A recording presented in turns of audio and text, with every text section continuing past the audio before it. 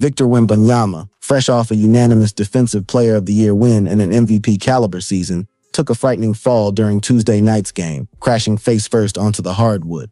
The incident immediately triggered the NBA's concussion protocol, putting the spotlight on both the play itself and what followed. The moment centered around Jrue Holiday, a seasoned 35-year-old guard, and a classic defensive technique that's been around for years. But the aftermath of that play has sparked widespread discussion across the basketball world. To understand how everything unfolded, it starts with Game 2 on April 21, 2026, at the Frost Bank Center.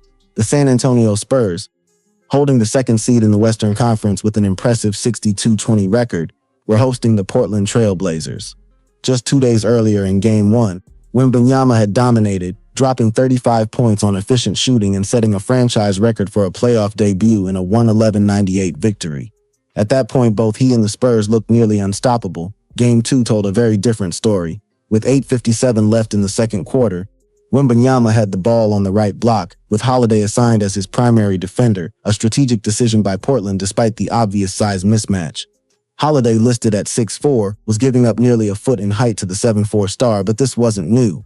The Blazers had used similar tactics before, even matching Holiday against elite big men like Nikola Jokic in certain defensive sets. As Wembanyama made his move, spinning toward the baseline, Holiday executed a well-known defensive maneuver called pulling the chair.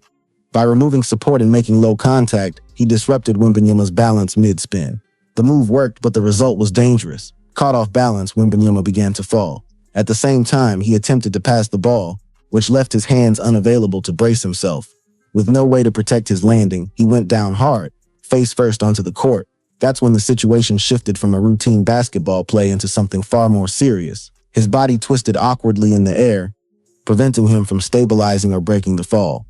Instead, his head and face absorbed the full impact against the hardwood. Broadcast replays showed the sequence from multiple angles, and commentators immediately voiced concern as it became clear he was shaken. Wembanyama remained on the floor for roughly half a minute before sitting up, appearing disoriented. After briefly speaking with a teammate, a timeout was called so he could be checked. Moments later, he walked off and headed straight to the locker room. Just like that, his night was over. He was ruled out for the rest of the game and placed into concussion protocol after logging only 12 minutes and scoring 5 points, a stark contrast to his dominant Game 1 performance.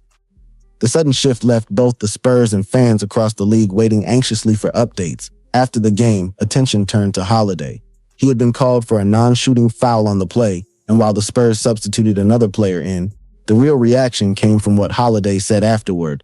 Speaking to reporters, he mentioned that he didn't believe he made contact and admitted he hadn't actually seen the fall. According to him, he was focused on disputing the foul call with the referee at the time. That detail quickly caught attention. The defender directly involved in the play hadn't realized the severity of what happened until later. For some, that came across as a competitor locked into the moment. For others, it raised questions about awareness and concern, especially given how serious the fall looked. From a basketball perspective, many analysts pointed out that pulling the chair is a standard defensive tactic and not inherently dirty. In that sense, the incident appeared to be an unfortunate accident rather than intentional harm. But once a high-profile player like Wembanyama, young, dominant, and coming off a historic defensive season, ends up face down on the court, reactions go beyond technical analysis.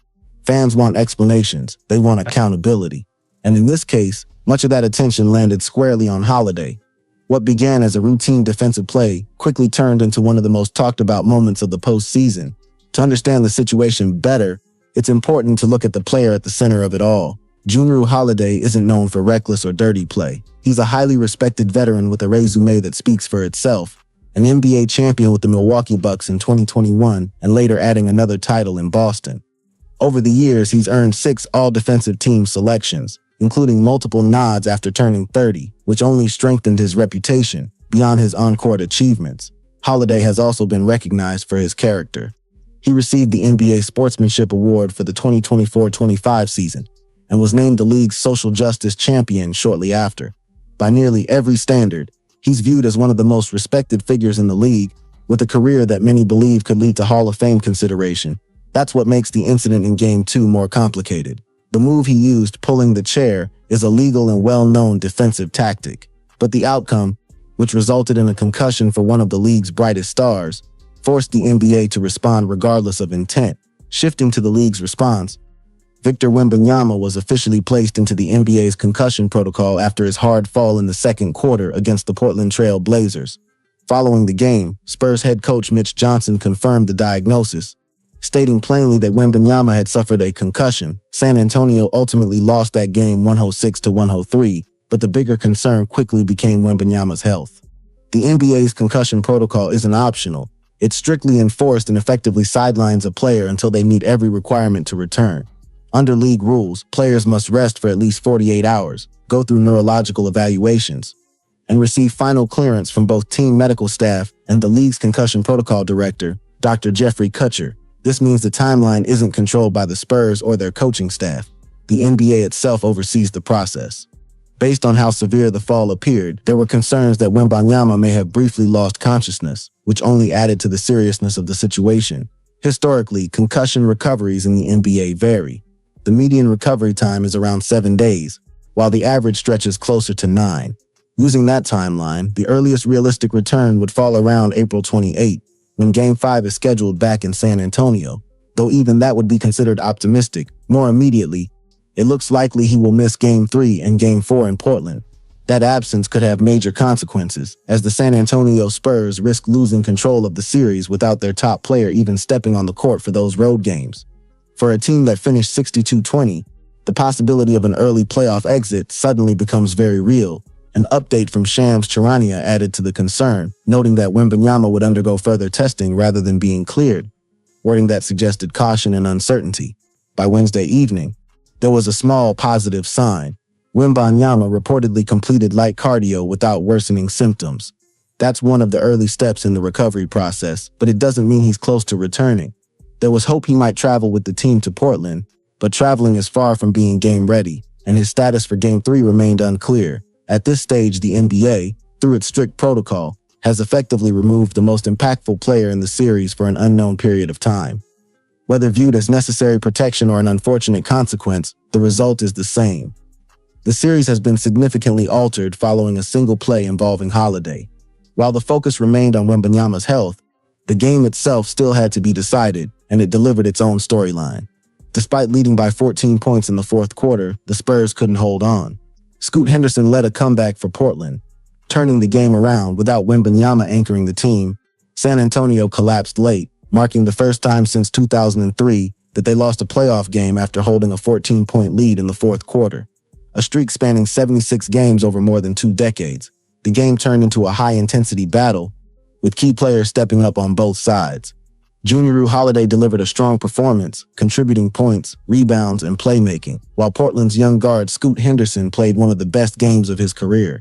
He attacked relentlessly, pushed the pace, and knocked down big shots, including a crucial 3 late in the game that kept his team alive when they were close to falling behind for good. On the other side, San Antonio's young core struggled when it mattered most. Stephon Castle had an inefficient night, and De'Aaron Fox couldn't fully carry the load. These are the players expected to step up in the absence of Victor Wembanyama, but the playoffs exposed a different level of pressure. While the Spurs had managed wins without him in the regular season, this stage proved far more demanding. Portland capitalized, leveling the series and heading home with confidence and momentum. A major factor was Wembanyama's absence after his injury, which left a massive gap. His replacement, Luke Kornet, performed solidly, but no one can truly replicate Wembanyama's impact. His dominance on both ends of the floor is simply unmatched, making his absence impossible to ignore. The injury itself became the center of debate. The play involving Holiday was ruled a normal foul, with no flagrant call or suspension. He continued the game and contributed effectively. However, the real impact came from the NBA's concussion protocol, which sidelined Wembanyama under strict medical rules. This decision, more than any foul call, shifted the direction of the series. Reactions were mixed. Some fans questioned the physicality of the play, while others saw it as a routine basketball moment with an unfortunate outcome. The focus largely remained on player safety and recovery rather than assigning blame. Meanwhile, Portland embraced the opportunity, playing freely with nothing to lose, while Holiday's veteran experience proved crucial in key moments. Ultimately, the situation highlights how one moment can change everything. The league didn't punish the player, but its medical protocol may decide the fate of the series. Whether the Spurs recover or fall short could determine how this moment is remembered. What's your take on this intense situation? Drop your thoughts in the comments below. Don't forget to like, share, and subscribe for more updates on the latest sports drama.